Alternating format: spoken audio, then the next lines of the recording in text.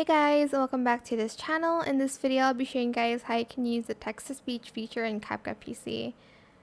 Get like this default text and type whatever you want on it. So I'm just going to type in, "This is how you can use text-to-speech."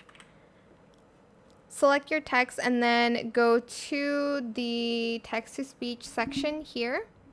And then you're just going to select the voice you want. This is how you can use text-to-speech. Then select generate speech, and that's it. This is how you can use text-to-speech. I hope this tutorial is helpful for you guys. Don't forget to like, comment, share, and also subscribe to this channel if you haven't done that already.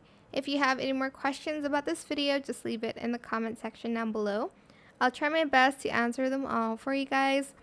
And if you found this video helpful, please click the thanks button as well. That is it for this video. Thank you so much for watching. Bye.